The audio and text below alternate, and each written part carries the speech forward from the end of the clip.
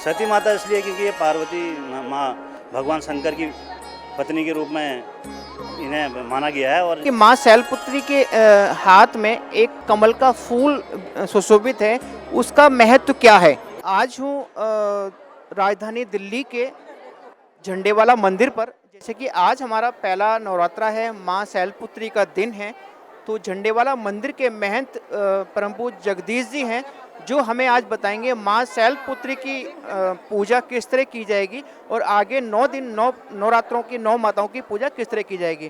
तो मैं बात करता हूँ झंडेवाला मंदिर के महंत माननीय जगदीश जी से। माँ भगवती के चैत्र नवरात्रों की शुरुआत हुई है और आज से ही आज हम अपना नया संवत्सर मनाते हैं और यह उत्सव बड़े हर्षोल्लास उल्लास से मनाया जाता है। आज माँ भगवती के प्रथम स्वरूप की पूजा होती है। इनका स्वरूप जो है शैलपुत्री का है। यह हिमालय राजपुत्री की होने के कारण इन्हें शैलपुत्री कहा गया है। और आज के दिन जो भी भक्त इनकी श्रद्धापूर्वक पूजा करते हैं, उनकी मनोकामना निश्चय ही पूर्ण होती है। रोगों का नाश होता है, भय का नाश होता है।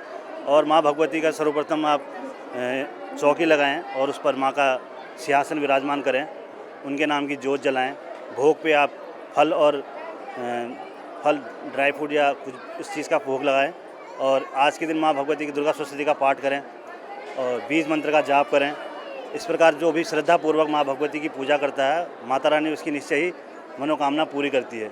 और झंडेवाला मंदिर में विशेष आज के दिन भी शैलपुत्री की ही पूजा की जाती है। और यहाँ पर विशेषतः सारे भक्त यहाँ पर अपनी माँ को अपनी अरदास लगाने के लिए आते हैं और माँ भगवती उनकी सारी अरदास पूरी भी करती है।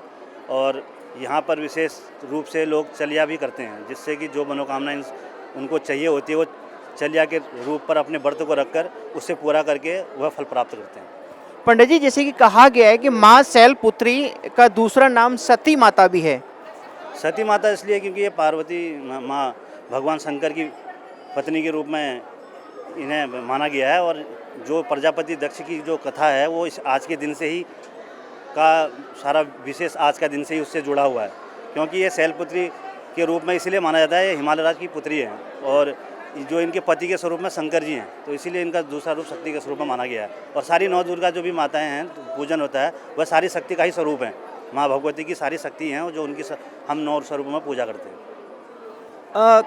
महाराज जी, एक बात पूछना चाहूँगा कि माँ शैलपुत्री के हाथ में एक कमल का फूल सुशोभित है, उसका महत्व क्या है? माँ भगवती को कमल का पुष्प अत्यधिक प्रिय है और इसीलिए वो उनको अपने पास उनका हाथ में सुशोभित है। जिस प्रकार उनके अस्त्र शस्त्र हम वस्त्र से लेकर हर एक चीज़ माँ के स्वरूप के हिसाब से ही निर्धारित किए हुए हैं और उनका जो उनको प्रिय है उसी हिसाब से वो अपने पास उनका हम एक आकृति लेके रखते हैं जिनका हम ध्यान कर सकें। क्योंकि मूर्ति पूजन का विशेष यही है, हम उसका स्वरूप को लेके हम जब ध्यान करते हैं तो उसके हाथ में क्या है क्या नहीं है, उससे हम जब ध्यान में बैठकर पूरा स्वरूप देखते हैं तो उसी हिसाब से हम पूजा करते हैं, तभी पूजा फलस्वरूप में मान्य होती है। धन्यवाद जगदीश जी, महान जी। जैसे कि आपने बताया माँ शैलपुत्री के रूप में